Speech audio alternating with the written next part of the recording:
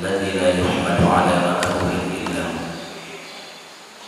اللهم صل وسلم وبارك على نبينا محمد صلى الله عليه وسلم وعلى آله وأصحابه ومن سار على نهجه بإحسان إلى يوم الدين. أما بعد. Saya hormati Ketua DKM Masjid Al-Muhajirin dan jajarannya. Dalam awal saya tak kesini. Masjid Istiqomah.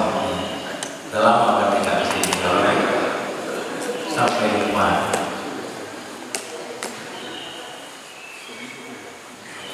Jadi ternyata perjalanan waktu itu bikin kita lupa. Maka yang mendapatkan musibah bersabarlah. Nanti juga lupa kalau kita pernah menerima. Ya. Betul atau tidak? Siapa di sini yang pernah mengalami cobaan besar dalam hidup? Sekian tahun yang lalu. Pernah ya? Ada yang mungkin kehilangan orang yang dia sangat cintai, ya kan? Ada yang mungkin ditipu setiap tahun yang lalu, tapi hari ini sudah bisa tersenyum, betul kan? Itu artinya apa? Penderitaan, musibah itu nggak lama. Insya Allah COVID ini akan segera berlalu. Amin.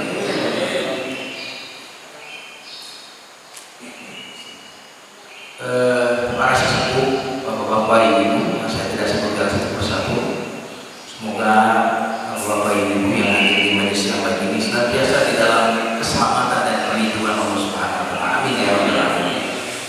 Kita awali kajian kita pada pagi hari ini dengan membaca basmalah. Bismillahirrahmanirrahim. Tema kajian kita pagi hari ini tentang nasihat-nasihat untuk orang yang sehat. Ada tema yang sebaliknya, tapi tema itu panjang.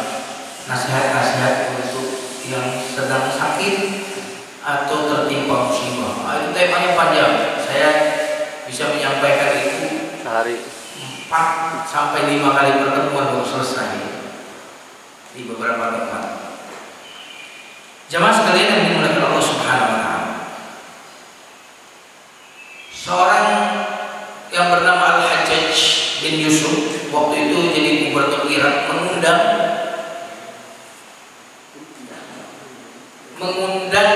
orang kampung untuk menikmati jamuan, hidangan makanan. Orang kampung diundang, lalu disiapkan aneka hidangan. Pas bicara hidangan, ada yang ngitungin air gitu. Pas banget ya. Sebelum orang kampung ini menikmati hidangan ini, kata Al-Hajjaj, nih cicipin yang ini enak banget. Kayak kita kalau ada tamu gitu, oh ini juga enak banget ini enak, disanjung, dipuji-puji makanan yang dihidangkan itu. Tapi tiba-tiba orang kampung ini mengatakan satu perkataan yang sangat luar biasa. Kata orang kampung ini, wahai Pak Gubernur, ini sebenarnya yang bikin enak semua makanan ini sebenarnya hanya satu. Ini makanan semuanya enak oleh sehat. Subhanallah. Ini semua makanan enak oleh sehat. Selama ini yang membuat kita menikmati makanan itu adalah kesehatan itu sendiri. Maka dasar bagi semua nikmat adalah sehat. Saya ulang lagi ya. Dasar bagi semua nikmat adalah sehat. Rumah mewah, terasa mewah kalau sehat. Suami ganteng, istri cantik, kelihatan cantik dan ganteng kalau apa? Sehat. Kalau sehat. Duit banyak, terasa banyak kalau apa? Sehat. Sehat.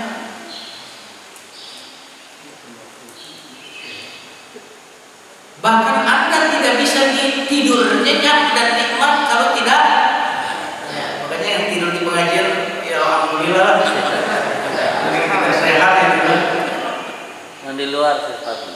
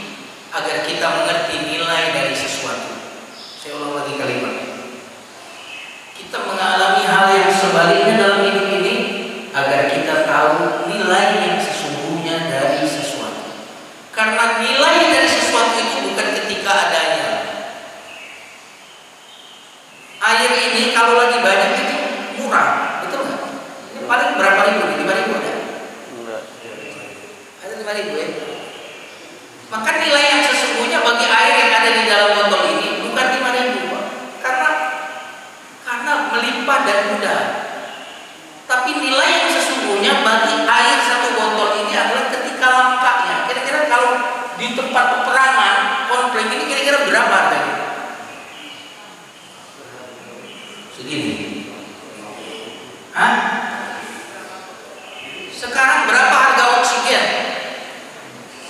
Sekarang oksigen itu tabung kecil berapa?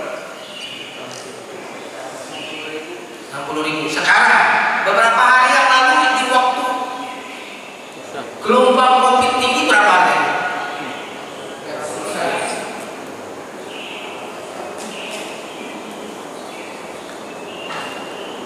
Nikmat yang kita nikmati hari ini, yang ada yang kita aksesi saat ini, itu bukanlah harga yang sesungguhnya bagi nikmat. Tapi harga yang sesungguhnya bagi nikmat adalah ketika tiadanya yang ketika langkahnya. Maka bayangkan nikmat yang ada pada kita saat ini tiada, supaya kita mampu menghargai nikmat yang ada saat ini. Lihat mobil, bayangkan kalau mobil ini tidak ada. Iya kan? Lihat anak-anak kita, bayangkan mereka telah merantau karena kuliah. Saya ini kalau nggak COVID udah ditinggal merantau sama putri saya. Tapi karena COVID ini online semua. Alhamdulillah harus minimal anak saya yang pertama diterima di Unbrau, Universitas Brawijaya. Jamaah sekalian yang dimuliakan Allah Subhanahu wa Ta'ala. Tetapi kita tidak harus menghargai sehat saat kita sudah sakit. Jadi nilai dari nikmat ketika tiadanya. Tapi orang hebat bukanlah menghargai nikmat saat nikmat itu lepas darinya. Tapi orang hebat mampu menghargai nikmat itu saat nikmat itu ada di tangan. Sudah nyambung kan? Nilai dari nikmat kapan? Ketika adanya atau tiada? Nilai yang sesungguhnya. Mobil kalau bapak sudah di tangan, nilainya jadi biasa atau luar biasa? Hah? Biasa. Tapi sebelum dia di tangan kita, nilainya tinggi. Luar biasa. Hah? Iya, nilainya tinggi. Semua hidup itu membiasa. Maka hati-hati dengan biasa. Membiasa itu membuat sesuatu itu bosan. Betul kan? Itu saja. Untungnya kehidupan orang yang beriman itu kehidupan yang divariasikan oleh Allah. Betul kan? Ada puasa Senin Kemis, variasi. Ada puasa 13, 14, 15 setiap bulan. Ada sholat malam, ada sholat duha.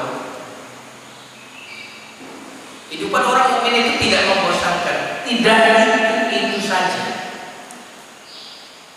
Ada jalan-jalan ke masjid.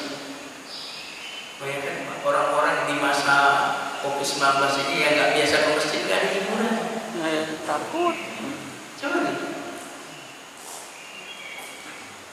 Tapi orang yang ahli masjid yang pernah kena COVID kemarin tahu betapa rindunya ke masjid, betul? Betul atau tidak nih? Nangis dengan azan. Allahu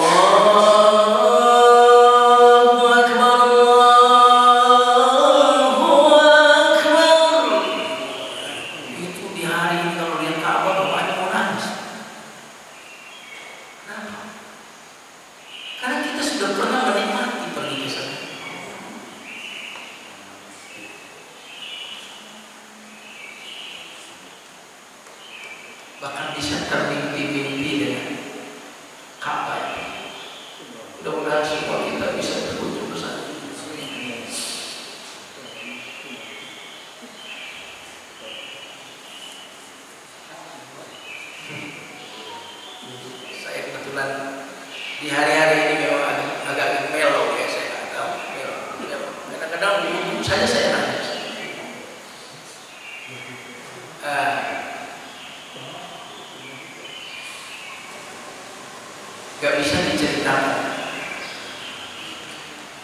Kalau sebagian kita mungkin kena COVID, anak saya juga baru sembuh dari COVID-19 ya, dengan gejala ringan, putri saya.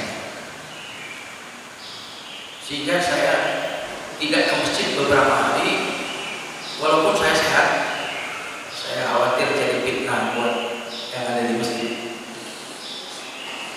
Tingkat dengan azan itu nggak ke masjid, ya Allah pasti masjid kangen gitu, rindu. Kalau Anda mau tahu surga dunia, itu tuh surga dunia. Surga dunia itu kalau ada bahagia terus, ada kehilangan ketika nggak ke masjid, itu surga dunia. Dan Ibnu Qayyim al-Jauziyah punya ungkapan yang luar biasa. Siapa yang belum ngerasain surga dunia, bagaimana dia bisa merasakan surga akhirat? Mudah-mudahan kalau kita sudah menikmati ibadah, menikmati masjid, berarti kita sudah memasuki surga. Nah, mudah-mudahan kalau sudah masuk surga dunia, mudah-mudahan juga bisa masuk surga yang jauh di akhirat. Karena kalau surga-surga yang dekat saja orang nggak bisa masuki, bagaimana dia mau bisa memasuki surga akhirat yang jauh di sana? Betul Pak? Maka perlu di pagi hari ini kita ucapkan alhamdulillah atas nikmat iman, atas nikmat Islam. Semoga Allah tidak mencabut nikmat besar yang Allah yang ada. Jemaah sekalian yang dimuliakan Allah Subhanahu wa taala.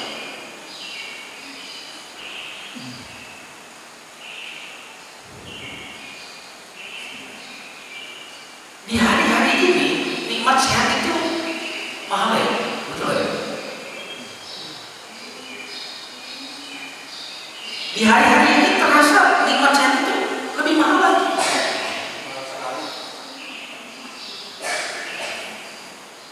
Maka cara kita agar mampu menghargai nikmat tadi membayangkan ketiadaan.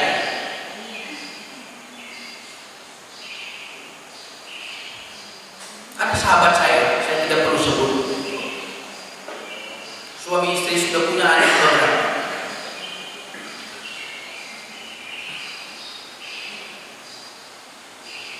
Bercerai. Dua-duanya saya kenal.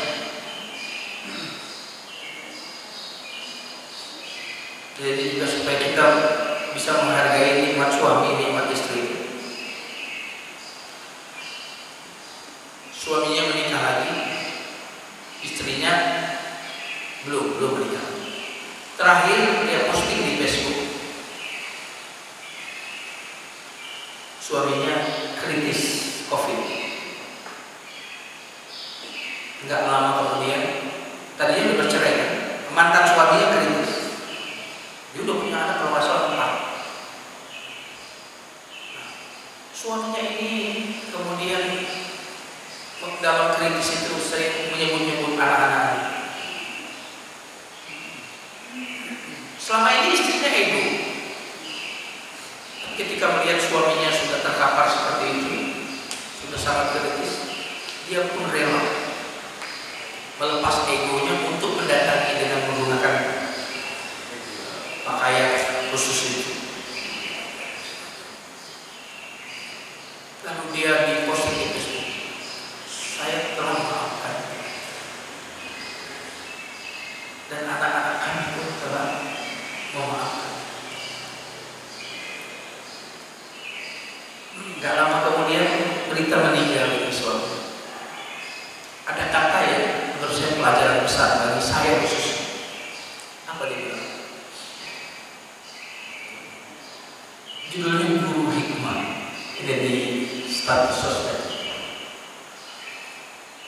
Kami ini adalah contoh suami istri yang diuji oleh Allah, tapi kami tidak mampu menyabarinya. Subhanallah, suami istri yang diuji, tapi kami tidak mampu bersabar atas itu. Dia tuliskan panjang. Mudah-mudahan teman-teman bisa mengambil pelajaran dari kisah. Artinya dia tahu selama ini dia tidak sabar. Kalau seandainya ada kesalahan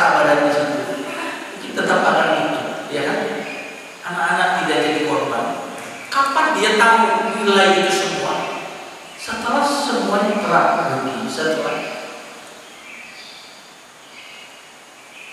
ini jamaah sekalian. Inilah mengapa tema tentang nasihat untuk yang sehat ini penting kita bahas saat ini.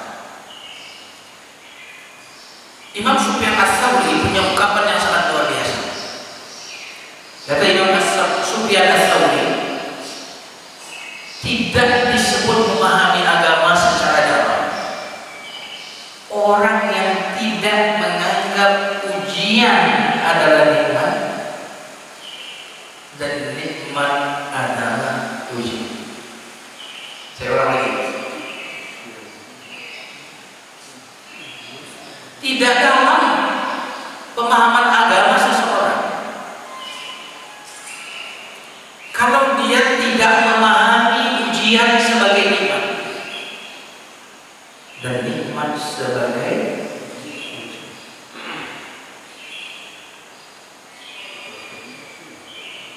ini kok jadi hening ini.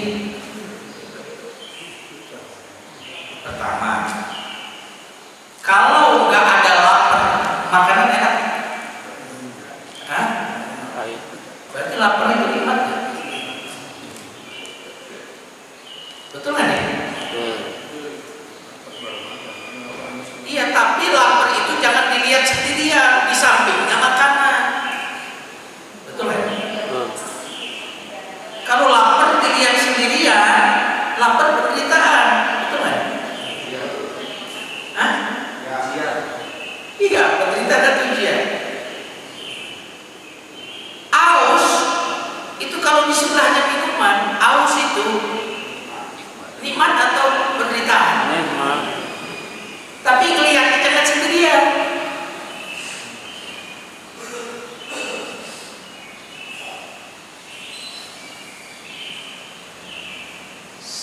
Sakit itu juga demikian. Kalau sakit dipisahkan dari sehat, tidak seperti aus dan minuman digandengkan bareng, maka sakit itu penderitaan. Tapi kalau sakit dan sehat dilihat secara bersamaan, ya Allah, tanpa sakit aku tidak akan pernah menikmati sehat. Tanpa lapar aku tidak akan pernah menikmati. Sebenarnya kalau demikian kita butuh sakit gak sih? Betul. Halo? Saya akan cerita sedikit.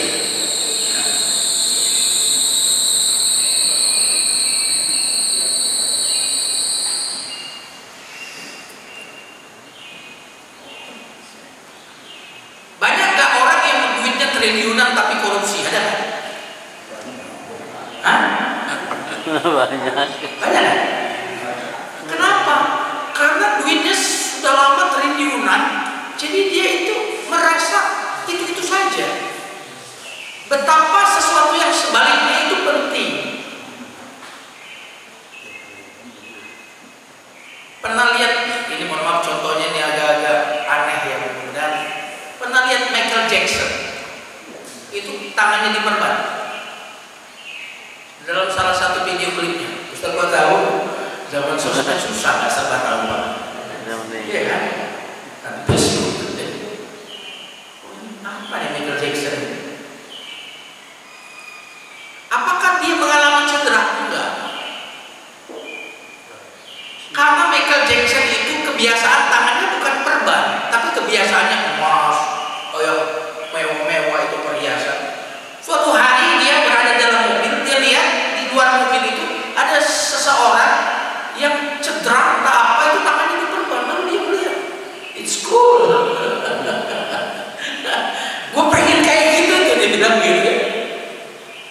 Kenapa? Karena selama ini yang mewah-mewah udah biasa, jadi bosan. Maka dia bahkan membutuhkan, walaupun tidak cedera beneran, dia membutuhkan itu. Hidup kita ini demikian indah. Kalau tidak ada malam, nggak ada nilai siang, betul kan?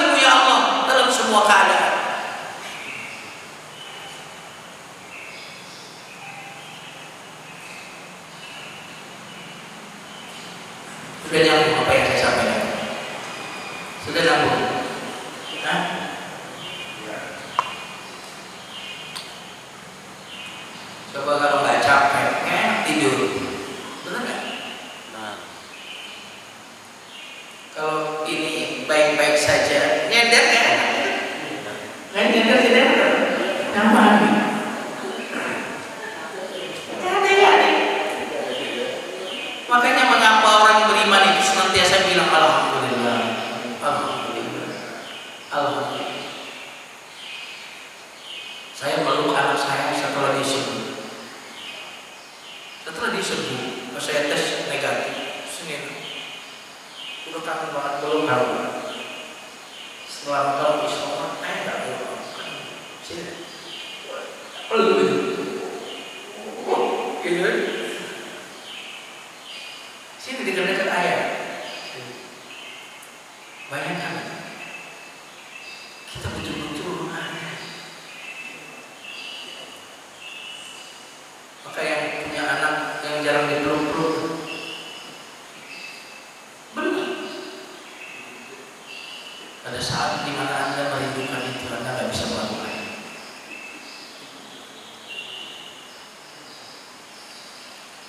Tidak dalam pemahaman agama seseorang sampai dia melihat ujian itu nikmat. Di dalam ujian hati kita bersih, betul nggak? Kenapa? Karena orang diuji dengan sakit, dengan musibah, masa mau sombong? Betul nggak? Nggak ada orang yang diuji musibah, diuji sakit, lalu saat sakit, saat musibah sombong. Nggak, bersih, mulia, bersih. Dia memang mencabut sakit, tapi Allah memberikan ketawaduan kepada diri kita. Fisik kita sakit, tetapi sakit ini memberi manfaat ke dalam hati kita.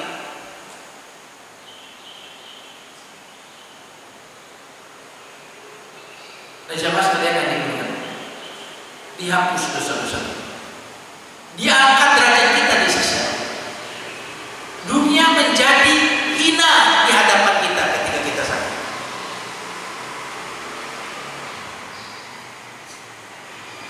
Jadi luarnya si penderitaan, tetapi dalamnya mengandung nikmat. Itulah salah satu tafsir daripada nikmat batin. Wa asbagha 'alaikum ni'amahu zahiratan wa batinah. Allah memberikan nikmat kepada nikmat zahir dan nikmat batin. Apa itu nikmat batin? Sakit itu nikmat batin. Karena luarnya penyakit, tapi dalamnya adalah nikmat.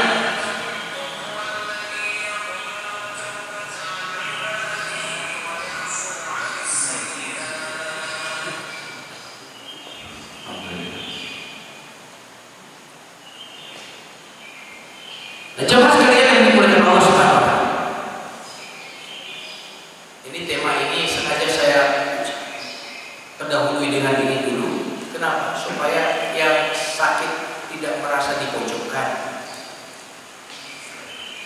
Jangan menyangka bahwa yang sehat lebih baik dari yang sakit.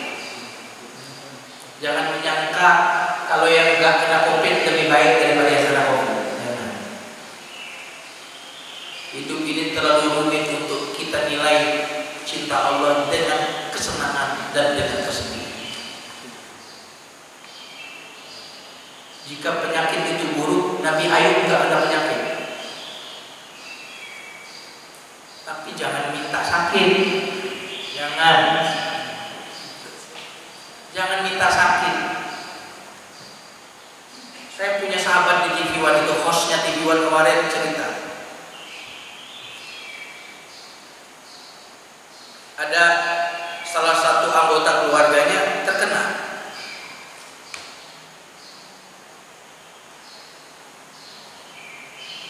Terkena COVID. Dia satu-satunya yang positif. Yang lain negatif. Sampai dia berkata seperti ini ke saya, Ustaz, menurut saya orang yang terkena COVID, terkena penyakit, terkena musibah itu orang-orang dipilih, Ustaz. Kenapa? Di keluarga kami ada anggota keluarga kami yang kena positif di rumah.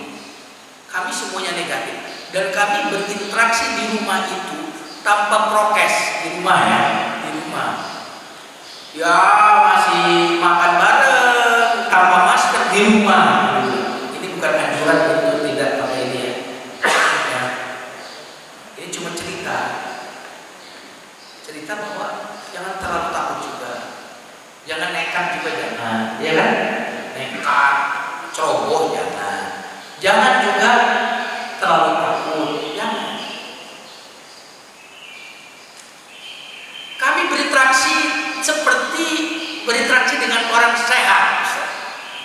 selama isoma itu, dan tidak ada satupun anggota keluarga yang ada. Jadi saya langsung dengar dari mulutnya langsung. Saya kok yakin orang itu orang-orang kena itu memang dipilih, menggunakan kata dipilih. Dipilih artinya apa? Anda tak menginginkan, dipilih. Seperti kenabian itu dipilih, nggak pernah jadi calon nabi gitu, calon kenabian nggak pernah. Malah yang suka ngaku-ngaku pengen jadi nabi nggak jadi nabi.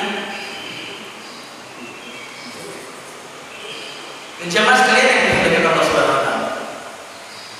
Jadi tidak usah, kalau sudah kena, oh berarti saya memang sudah ditetapkan kena, berarti sudah dipilih untuk kena. Sudah selesai. Sehingga gak hanya lain ini, gak hanya lain itu. Gara-gara si Agung ini, dia ketemu sama saya. Gara-gara apa ini? Salaman udah saya tarik, hasilnya dipegang. Gara-gara ini nih, udah diinginkan. Nyambung ya? Saya pun ketika putri kami kena, saya bilang, karena kenanya di pesantren, saya bilang, maaf ya Pak Ustadz, kata kiainya, kata menyanyi, ini diinginkan Allah. Kalau gara-gara dia di pesantren, mestinya di pesantren kena semua. Iya kan? Mestinya kena semua nih, yang berinteraksi sama dia kena semua. Tapi kok anak saya yang kena yang lain, ada yang kena, ada yang enggak. Ini berarti memang dipilih. Sudah selesai kan? Enggak perlu saya ngomong. Ini pasti ini enggak menjaga ini. Saya tidak. Jadi kita ini mudah sekali ketika memahami takdir. Enggak ada yang kita salahin. Kalau udah terjadi. Jamaah sekalian yang dimuliakan Allah Subhanahu wa Ta'ala. Tidak memahami agama dengan baik, dengan dalam, orang yang tidak menganggap ujian itu adalah nikmat. Nikmat adalah ujian. Dan dengarkan ini ya, sesungguhnya nikmat di dalam ujian jauh lebih besar daripada ujian itu.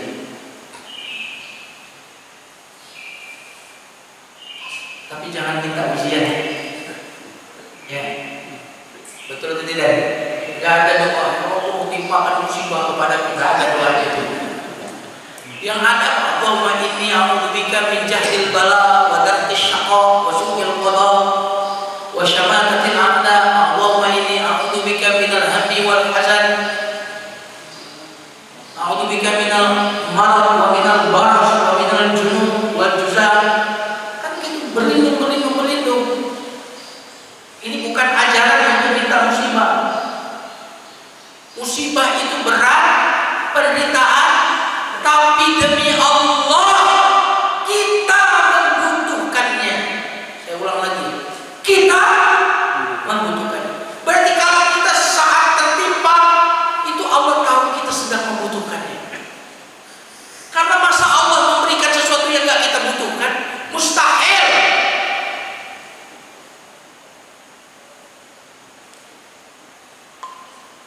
Betul nih.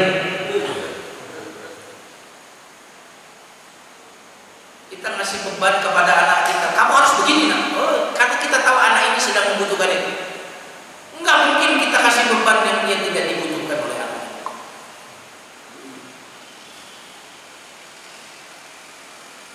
Menjawab sekalian supaya kita dalam semua kondisi ini alhamdulillah. Karena hidup ini sampai kapan? Enggak pernah ada orang yang lepas dari ujian. Seorang yang sakit parah merasa kayaknya ajar saya kalah. Dia bilang gini kepada ibu, nanti kalau saya meninggal, tolong umumin ya di masjid. Kalau yang takziah ke rumah itu hanya boleh orang yang nggak ada tertimpa musibah ya. Berarti kalau ada orang yang tertimpa musibah nggak boleh takziah. Tolong yang ini wasiat saya. Orang meninggal disampaikan wasiat untuk teman-teman. Yang boleh takziah ke rumah adalah yang nggak ada musibahnya. Ternyata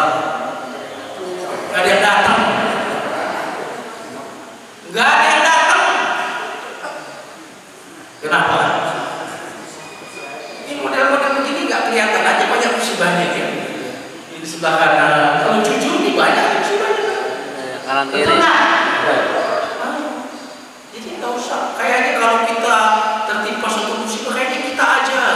Nah, kalau kita kehilangan 100 juta, orang lain kehilangan 1 miliar. Kalau kita income-nya berkurang, orang lain di PHK.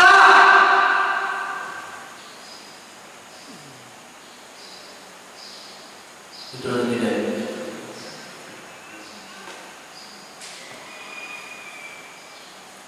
Nikmat di dalam musibah lebih besar daripada musibah. Maka tidak dalam pemahaman agama sampai orang itu menganggap ujian adalah nikmat, dan nikmat adalah ujian. Ujian untuk rendah hati, ya kan? Dalam nikmat kan rendah hati. Biasanya di dalam nikmat orang sombong, orang itu lalai. Makanya saya ingin mengatakan COVID-19 ini tidak datang untuk mengambil nyawa orang yang belum sampai ajalnya.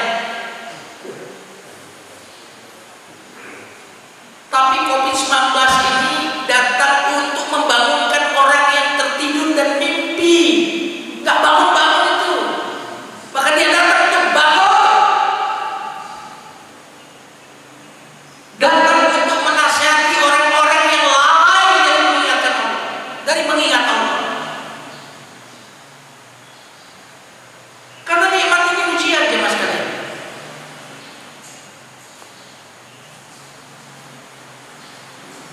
Makanya apa yang datang dari yang maha baik adalah kebaikan.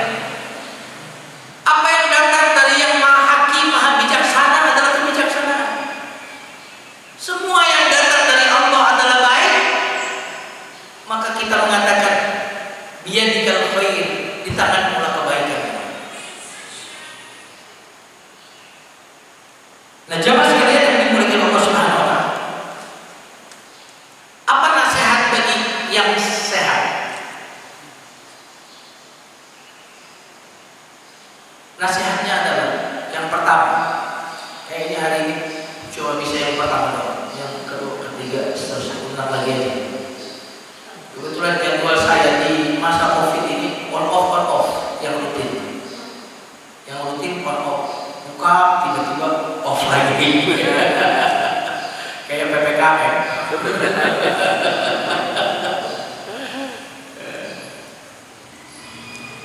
Makanya yang hari ini kebetulan lagi untuk pekan besar karena bla bla bla bla, kita paham. Ustaz Imam datang, alhamdulillah. Nih, kokohkan syukur Anda.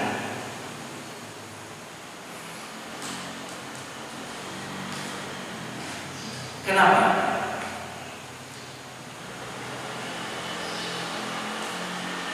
Karena tidak pernah bertemu antara syukur dengan hukuman. Saya search dulu ayatnya. Ada ayat yang berbunyi, "Ma yaf'alullahu bi'adzabikum in syakartum wa amantum." Ada ayat yang berbunyi seperti itu. Sebentar, saya lupa ayat berapanya.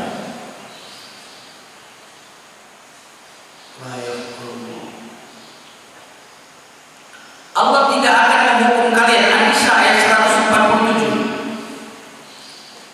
Pegang ayat itu. Tentu saya tidak memponis orang yang kena sakit itu hukuman, tidak demikian. Karena sakit itu bisa hukuman, bisa juga sakit itu adalah penyingkapan, menyingkap. Karena untuk menyingkap keaslian itu kan harus diuji. Menyambung, menyingkap hakikat kita. Karena semua orang di hadapan nikmat kelihatan sama. Teman mana lawan, kalau lagi kita sejahtera maka kelihatan. Betul kan?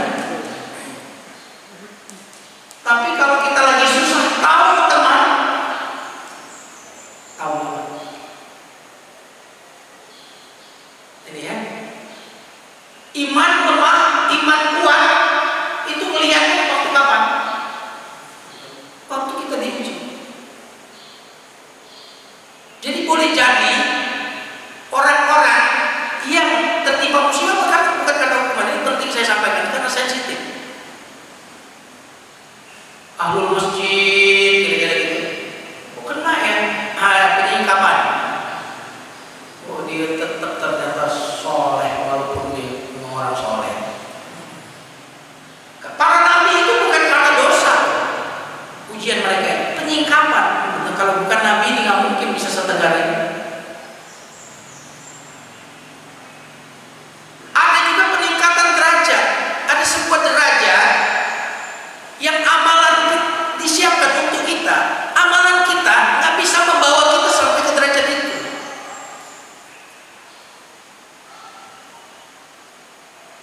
Maka kita diuji oleh Allah dengan ujian-ujian berat agar kita sampai ke derajat yang sudah Allah takdirkan itu. Maka nanti di surga, perkataan penduduk surga itu dalam surat Yunus itu dawam fiha subhanakallahumma wa tahiyyatuhum fiha salam wa akhiru da'wahum alhamdulillah. Kata penduduk surga alhamdulillah, alhamdulillah, alhamdulillah. Mungkin ada yang nanya, alhamdulillah dulu emang kenapa? Alhamdulillah dulu saya tertimpa musibah itu. Kalau enggak derajat surga saya kasih tinggi. Alhamdulillah saya kena musibahan di dunia dulu. Kalau enggak surga saya di level bawah lagi. Alhamdulillah. Saya mau tanya, ada nggak Pak musibah yang menimpa bapak-bapak ibu-ibu dulu sekarang kita syukuri? Ada nggak? Ada. Ada atau banyak? Banyak. Alhamdulillah saya dulu ditolak. Ya kan, tembak si fulana itu ditolak. Kalau nggak ada yang soleh seperti sekarang. Dulu tuh yang dulu nolak saya banyak. Untung saya dulu ditolak. Alhamdulillah.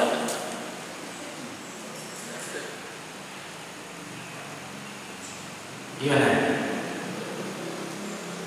Ada teman saya sekarang kalau untung istri saya itu bangkrut yang lama. Kalau enggak saya nggak sekaya sekarang. Kenapa? Karena bisnisnya yang baru, keuntungannya 10 kali lipat dari bisnisnya yang bangkrut dulu. Untung saya bangkrut. Padahal waktu bangkrut itu tangisannya. Dan saya kenal orang itu.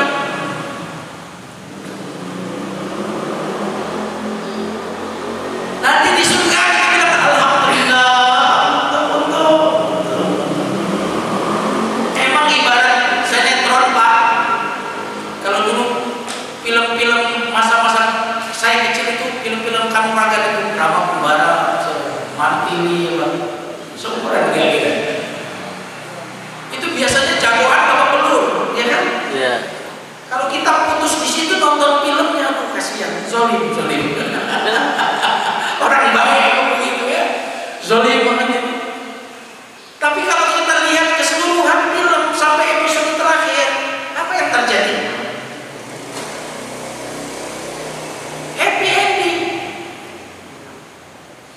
Hidup kita ini kan ceritanya belum selesai.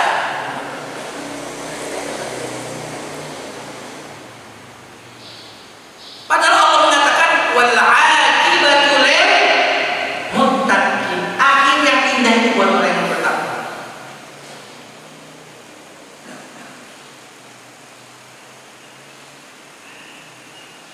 Pak, hidup ini kenapa orang itu kalau itu saja itu akhirnya bosan? Karena monoton. Betul nggak? Mono itu kan satu, ton itu nadanya satu. Kalau saya ngomong nadanya satu. Mana indah. Suami istri di rumah itu nadanya satu nada. Kopi. Bikinin kopi. Ya, yang bagus itu ada iramanya, ya kan? Irama. Istri saya Kundaku. Iya kan? Iya. Hidup ini dengan COVID-19, dengan sakit, dengan musibah, itu jadi enak Pak, benar.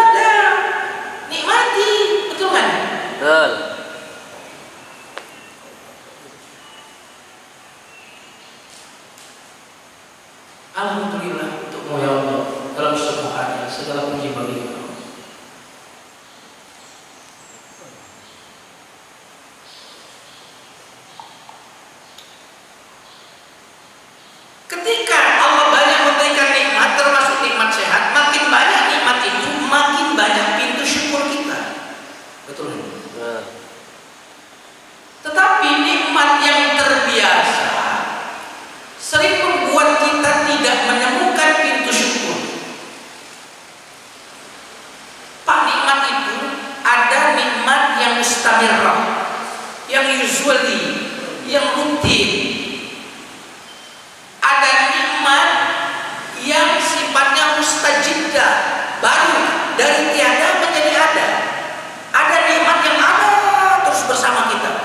Pertanyaan saya, mana yang lebih gampang kita syukuri? Nikmat yang ada terus bersama kita atau nikmat yang darinya tiada menjadi ada? Hah? Nikmat yang dari tiada lalu ada itu lebih mudah disyukuri. Saya lebih mudah mensyukuri nikmat mobil saya daripada kesehatan saya. Karena saya dulu gak punya mobil, Pak harus tahu. Bagus Pak Helmi. Dulu saya pakai motor Poswan. apa motornya? Poswan. Yamaha Poswan. Iya. Tahu sekarang. Dari tiada menjadi ada. Itu mudah mensyukurinya. Dari nggak punya jabatan, punya jabatan. Tapi nikmat yang terus bersama kita dari lahir kita sudah kita bersama kita, itu tidak mudah kita syukuri.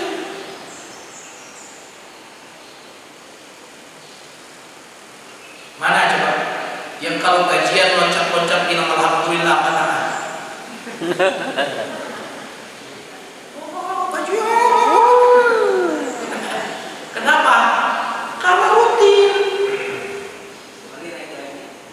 Nah, kalau narik gaji atau dapat bonus walaupun kecil, Sama aja. itu luar biasa. Makanya orang yang bertakwa itu dia dapat gaji plus di luar rutin, karena ada yang tak terduga.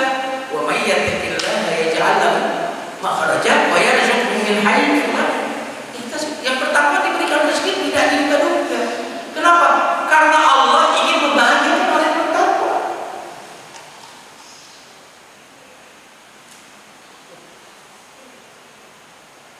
Jadi lihat nih, kira-kira kita banyak gak rezeki yang gak diduga-duga? Nggak nyangka gitu. Nggak nyangka. Kalau enggak jarang sekali dapat karunia yang tak terduga itu. Jarang. Itu berarti bukan orang bertakwa itu. Orang bertakwa itu pasti digembirakan oleh Allah. Nggak nyangka ya, nggak nyangka ya orang nggak nyangka banget. Jamaah sekalian yang dimuliakan Allah.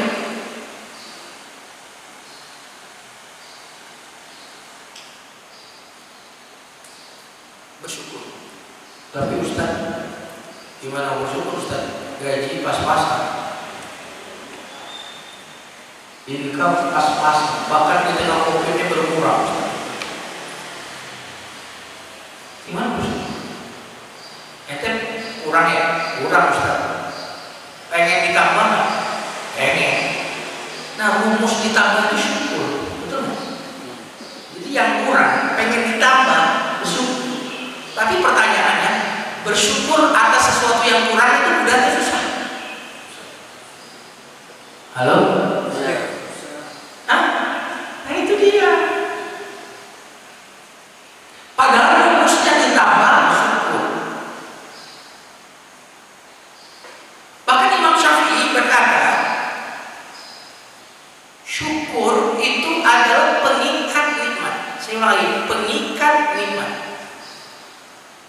Makin kuat kesyukuran kita berarti makin kuat kita mengikat nikmat itu. Berarti ikatnya kuat sehingga nggak lepas, susah lepas. Kenapa? Karena diikat dengan kuat. Lemah kesyukurannya berarti ikatannya mudah lepas. Tidak bersyukur berarti tidak ada pengikatnya. Maka upayakan di hari-hari ini zikir alhamdulillah kita harus banyak. Alhamdulillah.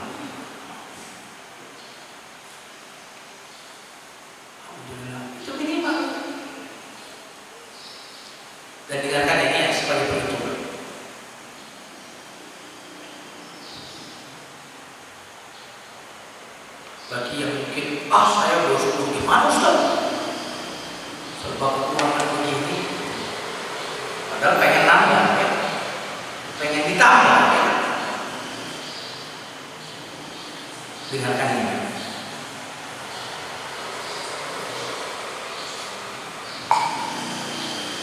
Sempitnya rezeki jauh lebih indah daripada sempitnya pernapasan.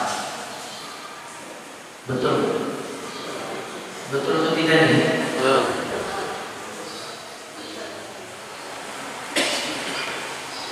Tikar di rumah sederhana lebih nikmat daripada spring bed di rumah sakit.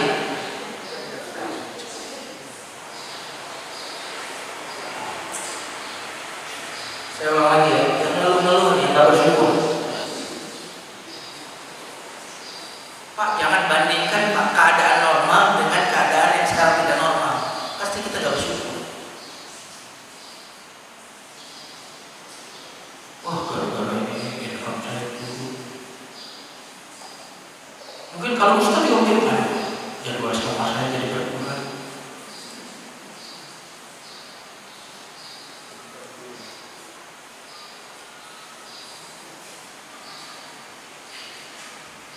Saya ulang lagi ya, bagi yang ngeluh-ngeluh, sempit rezeki jauh lebih nikmat daripada sempit bernapas. Itu yang di rumah sakit lagi sempit bernapas dunia mungkin sebagian banyak. Kita mungkin gak ada apa-apa, tapi kita tuh lebih nikmat sempit rezeki, dia sempit napas. Nikmat apa lagi ini? Tikar di rumah yang sederhana jauh lebih nyaman dibandingkan dengan Bed di rumah sakit, di hotel. wah, jadi nanti pulang ke rumah dibilang Peluk tuh tikar dah. Ya, jadi pulang ke rumah buat rumah itu hari raya. Jangan di rumah itu kayak sarung gitu. Banyak-banyak buat tawa di rumah itu. Bikin tawa dengan anak-anak kita, apalagi yang punya cucu itu yang nanya. Menurut Pak Agus yang kita bangga punya cucu ini. Akan main.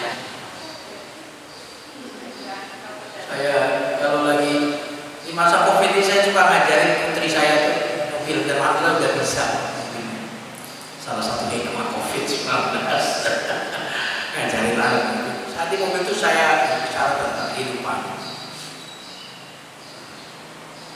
Nah, salah satu nasihat saya kamu itu dalam hidup itu, salah satu yang membuat orang menyesal itu adalah salah pilih. Salah pilih. Memang kalau mau pilih sesuatu, tanya sama Allah. Selain tanya Allah, harus logik. Termasuk nanti kalau kamu memilih pasangan, tuh lihat simpulan itu. Contoh-contohnya kan dia tahu. Lihat simpulan itu salah pilih, ya. Kamu lihat tuh. Kalau mama kamu nggak salah pilih itu. Saya bilang gitu, ketawa dia. Nah, yang menarik adalah ketika saya ceritain dia tahu keadaan orang-orang yang salah pilih dalam kehidupan rumah tangga itu. Dan dia bilang kalau begitu aku nggak mau menikah aja. Langsung cemas saya, karena punya cucu itu impian bagi semua kakek, ya, bagi seorang yang seperti kita ini. Lalu saya kasih, tahu nggak kamu? Ayah membiayai kamu sekolah, adik-adik kamu. Itu kira-kira berapa? Banyak. Itulah aku nggak mau nikah. Mendingan buat jalan-jalan yang punya nikah. Kamu tahu nggak? Apa kamu pikir ayah membiayai kamu, adik-adik kamu itu menerima? Menderita, iya, tapi begitu. Tetapi kebahagiaannya mengalahkan penderitaan.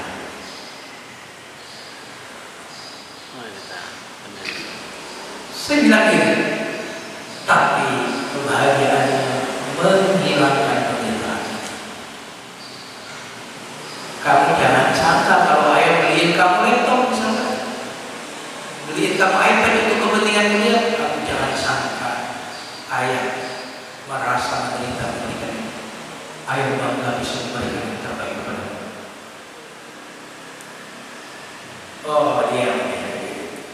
nasihat kehidupan. Bapak Ibu, ini yang saya bisa sampaikan, mudah-mudahan ada manfaatnya. Silakan kalau ada yang ingin bertanya.